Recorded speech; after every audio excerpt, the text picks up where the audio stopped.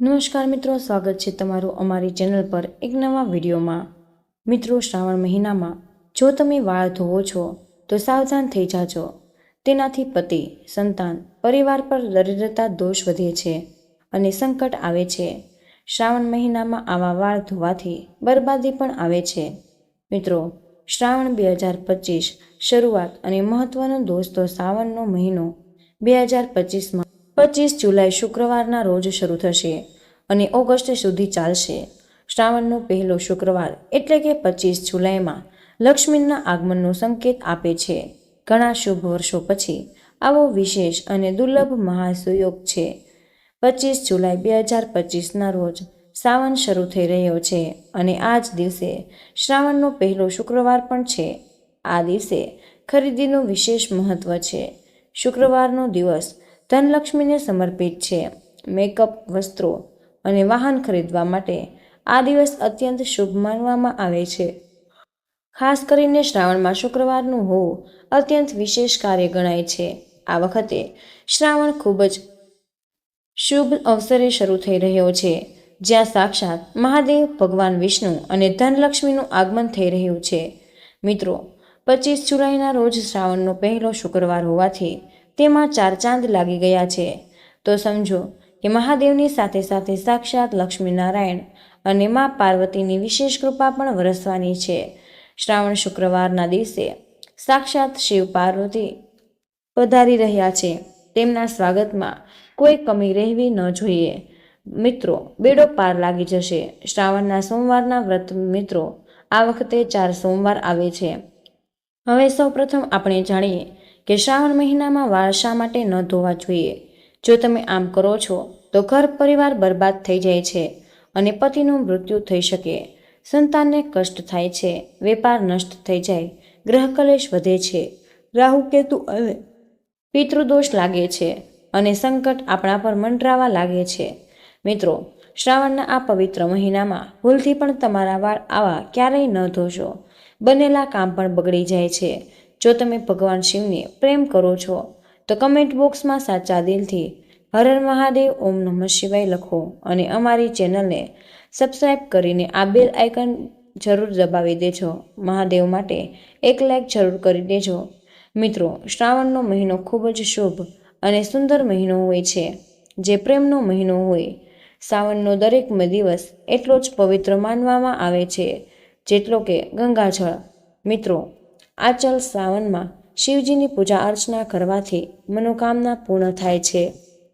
સારા વરની કામના કરનાર લોકોએ શ્રાવણ સોમવારનું વ્રત અવશ્ય જ રાખવું જોઈએ। જે મહિલા શ્રાવણ સોમવારનું વ્રત પૂર્ણ કરે છે તો સાક્ષાત મહાદેવ તેમના માટે વર સ્વયં શોધે છે અને તે વર કોઈ સામાન્ય વર નથી હોતો, પરંતુ મહાદેવના ગુણો હોય છે। તેને વરના મહાદેવના આશીર્વાદ મળે છે, મા પાર્વતીના આશીર્વાદ પણ મળે છે અને ધનલક્ષ્મી તેના જીવનમાં હંમેશા જ બની રહે। તમને જણાવી દઈએ કે જ્યારે પણ શ્રાવણ વરસે છે ત્યારે આપણે ઘણીવાર એમાં સ્નાન કરીએ અને વાળ પણ ધોઈએ છીએ। આખો શ્રાવણ આપણે ખુશીથી વરસાદનો આનંદ લઈએ છીએ, પરંતુ મિત્રો, શું તમે જાણો છો કે શ્રાવણના આ પવિત્ર મહિનામાં કોઈ પણ મહિલાએ આવા વાળ ક્યારેય ન ધોવા જોઈએ। મિત્રો, તેનાથી તેના પતિનું મૃત્યુ થઈ શકે છે, પતિના કામ ધંધો, બિઝનેસ બધું જ ઠપ થઈ જાય છે, સંતાનને કષ્ટ મળે છે। તો ચાલો હવે જાણીએ કે વાળ ધોવા માટેના નિયમો। મિત્રો, આજનો વિષય છે કે સુહાગન મહિલાઓએ કયા દિવસે વાળ ધોવા અને કયા દિવસે વાળ ન ધોવા જોઈએ। તો મિત્રો, સુહાગન મહિલાઓએ ગ્રહલક્ષ્મી હોય છે, એ ગૃહલક્ષ્મી એટલે કે ઘરની સુખ સમૃદ્ધિ તમારા પર નિર્ભર કરે છે। આવી સ્થિતિમાં સુહાગન મહિલાઓએ ક્યારે પોતાના વાળ કે માથું ધોવું જોઈએ અને ક્યારે નહીં, તો એ તિથિ અને વાર પર નિર્ભર છે। તિથિ અનુસાર વાળ ધોવાના નિયમો। મિત્રો, પહેલા વાત કરીએ તિથિની। અમાસ, એકાદશી અને પૂનમના દિવસે વાળ ન ધોવા જોઈએ। તેને ખૂબ જ ઘોર અનર્થ માનવામાં આવે છે। જ્યોતિષ શાસ્ત્ર અનુસાર અમાસ, એકાદશી અને પૂનમની તિથિ પર ચંદ્ર કાં તો ઉચ્ચ અથવા તો નીચે સ્થિતિમાં હોય છે। જ્યોતિષ કહે છે કે ચંદ્ર મસ્તકને પ્રભાવિત કરે છે। બીજું કે આપણા હિન્દુ પંચાંગમાં તિથિ અનુસાર વ્રત અને તહેવારો ઉજવવામાં આવે છે। આ શુભ દિવસો છે જે આ શુભ દિવસોના એક જ દિવસ પહેલાં વાળ ધોવા જોઈએ અને પછી મિત્રો તે દિવસે નહીં. ધર્મશાસ્ત્રો અનુસાર એવું માનવામાં આવે છે કે શ્રાવણના મહિનામાં કોઈ પણ સમજદાર કન્યા સ્ત્રી કે સ્ત્રીએ શ્રાવણમાં જે વરસાદ વગેરે થાય છે તેમાં એણે ખુલ્લા વાળે સ્નાન ન કરવું જોઈએ. તેને ઘોર પાપ માનવામાં આવી શકે છે. તેનાથી મિત્રો પિતૃ ઉત્પન્ન થાય છે અને પિતૃદોષ લાગે છે. શાસ્ત્રો અનુસાર આપણા એર્સ મુનિ પુસ્તકમાં જણાવ્યું છે કે ખુલ્લા વાળમાંથી જે પાણી ટપકે તેનાથી રાહુની ઉન્નતિ થાય છે અને મિત્રો આપણા પિતરો નારાજ થઈ જાય. તો તમે જેટલા ખુલ્લા વાળે વરસાદ વગેરેમાં સ્નાન કરશો તો તમારા વાળમાંથી પાણી ટપકશે જ, જેના કારણે રાહુની ઉન્નતિ થશે અને મિત્રો આપણા પિતૃઓ નારાજ થઈ જશે અને પિતૃદોષ લાગી જાય છે. મિત્રો તે મહિલા કે સ્ત્રીને ભૂત શક્તિ લાગી જાય અને શ્રાવણના મહિનામાં ઘણી વખત મહિલાઓ વરસાદ વગેરેમાં સ્નાન કરે છે અને તે ભૂલી પણ જાય છે કે ખુલ્લા વાળે સ્નાન કરવાથી પિતૃદોષ લાગે છે અને જ્યારે પણ પિતૃદોષ લાગે તથા રાહુ નારાજ થઈ જાય છે ત્યારે ઘરમાં કોઈનું મૃત્યુ અવશ્ય જ થાય છે.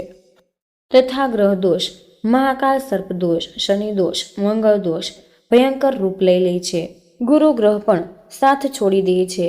આ જ કારણોસર વરસાદ વગેરેમાં સ્ત્રી કે કન્યા કે મહિલાને ખુલ્લા વાળ દ્વારા સ્નાન કરવાથી મનાઈ કરવામાં આવી છે. તમે તમારા વાળ બાંધીને સ્નાન કરી શકો.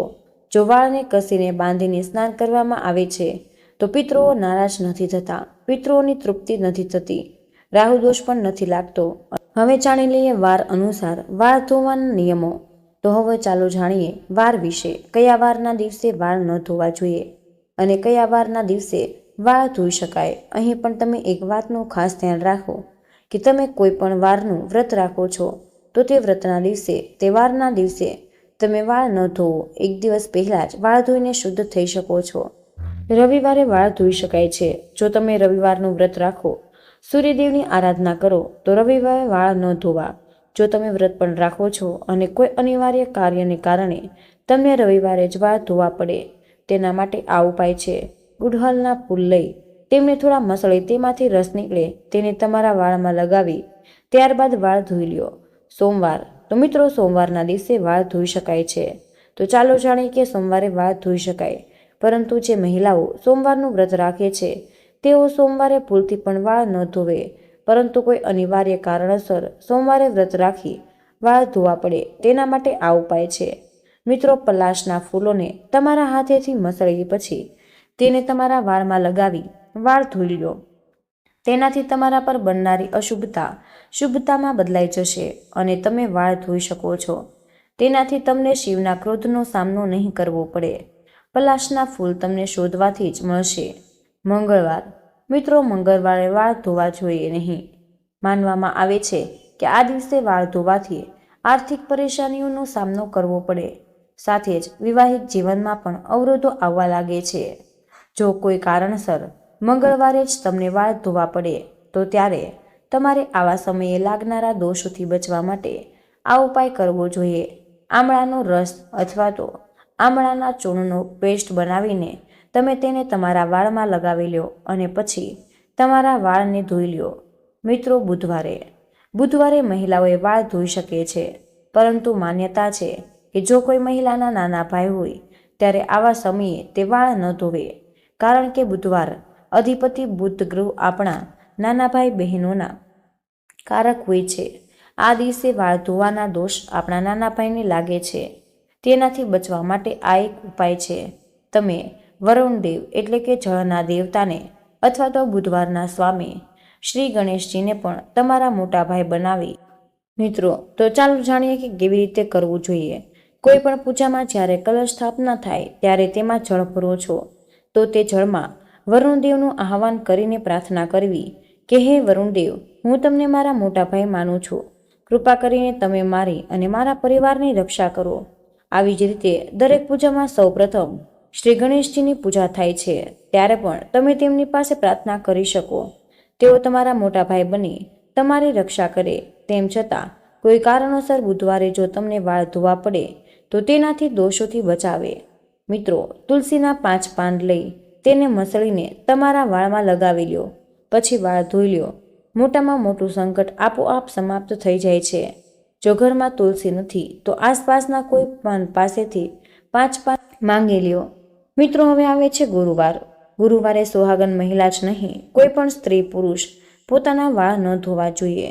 તમને આગલા જન્મ સુધી તેનું પાપ લાગશે, કારણ કે ગુરુ ગ્રહ બધાનો ગુરુ છે. તમને ખબર જ હશે, ગુરુવારે પોતું પણ ન લગાવવું જોઈએ. આવી માન્યતા છે કે ગુરુવારે વાળ ધોવાથી અથવા ઘરમાં પોતું લગાવવાથી આવા કાર્યથી માતા લક્ષ્મી રૂષ્ટ થઈ જાય અને ગુરુનો નાશ થવાથી ઘરમાં કલેશ વધે છે, બરબાદી આવે છે, ઘરનો નાશ થઈ જાય છે. મિત્રો, જો ગુરુવારે અનિવાર્ય કારણોસર વાળ ધોવા પડે તો તેના દોષોથી બચવા માટે આ ઉપાય કરવો જોઈએ. થોડી હળદર લઈ અથવા બેસન, તેમાં આ બંનેના ભેગા કરીને જ એક લેપ બનાવી તેને તમારા વાળમાં લગાવી પછી વાળ ધોઈ શકો. મિત્રો, શુક્રવારના દિવસે સુહાગન મહિલાઓએ પોતાના વાળ ધોઈ શકે છે, પરંતુ જે મહિલાઓનો પુત્ર છે અથવા જેમને પુત્ર પ્રાપ્તિની કામના છે તો આવા સમયે તેઓ શુક્રવારના દિવસે વાળ ન ધોવે. જો તમને શુક્રવારના દિવસે કોઈ અનિવાર્ય કારણોસર વાળ ધોવા પડે તો તેના દોષથી બચવા માટે આ ઉપાય કરવો જોઈએ. પહેલાં તમારા વાળમાં થોડું દહીં લગાવી પછી વાળ ધોઈ લ્યો. હવે આવે છે શનિવાર. મિત્રો, શનિવારે સુહાગન મહિલાઓએ પોતાના વાળ ન ધોવા જોઈએ. શનિવાર એટલે કે શનિદેવનો દિવસ માનવામાં આવે છે. જેમ કે તમે જાણો છો, બધા દેવોમાં ન્યાય માટે ઉચ્ચ સ્થાન શનિદેવને આપવામાં આવ્યું છે. શનિદેવને ન્યાયના દેવતા કહેવાય છે. એક જ રીતે તેમને આખા બ્રહ્માંડમાં જ કહી શકો છો અને આ જ કારણે બધા લોકો શનિદેવના પ્રચંડ ક્રોધથી પણ ડરે છે. જો તમને શનિના પ્રકોપથી બચવું છે તો મિત્રો, આ દિવસે તમે વાળ કંઈ ન ધોશો. કોઈ અનિવાર્ય કારણોસર આ દિવસે વાળ ધોવા પડે તો આ દોષથી બચવા માટે પહેલાં તમારા વાળમાં કાચું દૂધ લગાવી પછી વાળ ધોઈ લ્યો અને વાળમાં થોડા કાચા દૂધના છાંટણા લગાવીને વાળ ધોવાથી શનિદેવની ખરાબ દ્રષ્ટિ નથી પડતી. અને એટલું જ તો તમે કરી જ શકો છો કે થોડા દૂધના છાંટણા તમારા વાળમાં લગાવીને શનિવારે જરૂર સ્નાન કરવું જોઈએ. મિત્રો, હવે તમારી સાથે કેટલીક જરૂરી વાતો શેર કરવા માંગીએ છીએ અને તે છે કે સુહાગન મહિલાઓએ પોતાની માંગમાં સિંદૂર ભરે છે અને શરીરના આ સ્થાનને ગંગા સ્થળ માનવામાં પણ આવે છે. તો જ્યારે અહીં સિંદૂર લગાવવામાં આવે તો તેને ગંગા સિંદૂર કહે છે. આ જ પવિત્રતા અને સૌભાગ્યની નિશાની છે. મિત્રો, આ જ કારણે જે સુહાગન મહિલા નાહીને માંગમાં સિંદૂર ભરે છે તે પૂજા પાઠમાં સામેલ થઈ શકે. જો તે વાળ પણ ન ધોવે તો પણ કારણ એ છે તેને પવિત્રતા અને સૌભાગ્યવતીનું વરદાન મળ્યું છે. પરંતુ મિત્રો, પુરુષોએ દરરોજ વાળ ધોઈને જ પૂજા પાઠમાં સામેલ થવું જોઈએ. મિત્રો, એક બીજો પ્રશ્ન રહે છે કે માસિક ધર્મ દરમિયાન તમે વાળ ધોવા કે નહીં. અલગ અલગ પ્રાંતોમાં તેની અલગ અલગ પ્રથાઓ છે. ઘણી જગ્યાએ અને આપણા આસપાસમાં જો આજે પણ તમે માસિક ધર્મના પહેલા, ત્રીજા અને પાંચમા દિવસે ફરજિયાત વાળ ધોવે છે તો મિત્રો, તેમાં તિથિ કે વાર બિલકુલ જોવામાં નથી આવતા. મિત્રો, જ્યારે પણ તમારી ડિલિવરી પછી તરત જ તમે જાણો છો કે માતાને વાળ ધોવા તો શું, નાહવા પણ દેતા નથી. 11મા દિવસે વાળ ધોવામાં આવે છે, પરંતુ આ તિથિનો તમે જરૂર ખ્યાલ રાખો. માતા સીતા દ્વારા સુહાગન મહિલાઓ માટે 5 મહત્વપૂર્ણ વાતો. મિત્રો, આગળ સીતા માતા કહે છે કે કોઈ પણ સુહાગન મહિલાઓને આ 5 વાતો ખબર હોવી જોઈએ, નહીં તો તમને તથા તમારા પતિને ક્યારેય માન સન્માન નહીં મળે. જાણીએ કે વાળ બાંધીને રાખો. માતા સીતા કહે છે કે સ્ત્રીએ હંમેશા પોતાના વાળ બાંધીને જ રાખવા જોઈએ, કારણ કે બંધાયેલા વાળ સંબંધોને બાંધીને રાખે છે.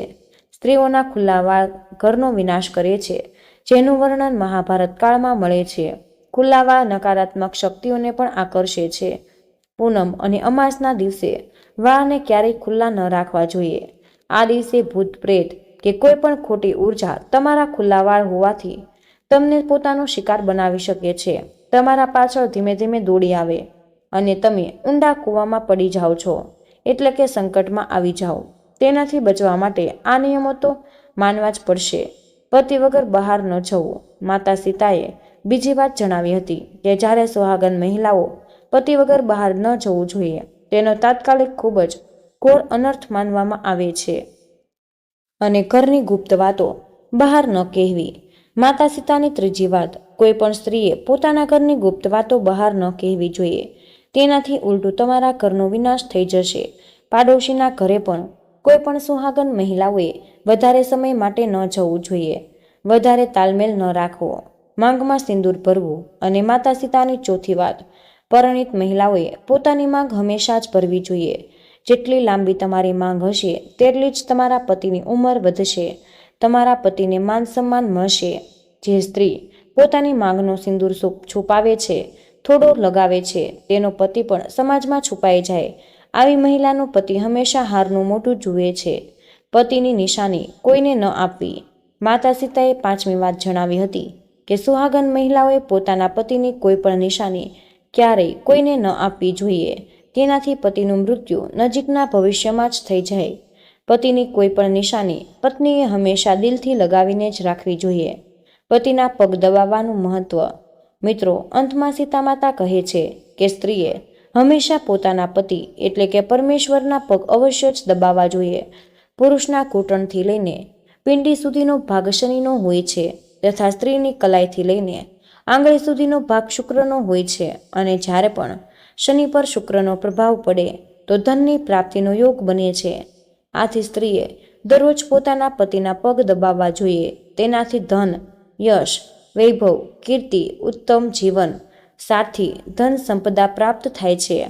મિત્રો, તેથી હંમેશા તમે જોયું હશે કે લક્ષ્મીજી ભગવાન વિષ્ણુના પગ દબાવતા રહે છે. અને આ જ કારણ તે ધનની દેવી છે, કારણ કે આવા યોગો ધનની વર્ષા કરે છે. તો મિત્રો, આ હતી તમારા માટે ખૂબ જ મહત્વપૂર્ણ માહિતી. આથી કમેન્ટ બોક્સમાં જય શ્રી કૃષ્ણ અવશ્ય લખી દેજો. તમને વિનંતી છે કે જો તમે હજુ સુધી અમારા વિડીયોને લાઇક નથી કર્યો તો મિત્રો અમારા વિડીયોને લાઇક કરી ચેનલને સબસ્ક્રાઈબ કરવાનું નહીં ભૂલતા. અને મિત્રો, તમે કયા શહેરમાંથી સાંભળી રહ્યા છો તે કમેન્ટમાં અમને જરૂર જણાવજો. જય શ્રી કૃષ્ણ. રાધે રાધે. ધન્યવાદ. વિડીયોને અંત સુધી જોવા બદલ આપનો ખૂબ ખૂબ જ આભાર.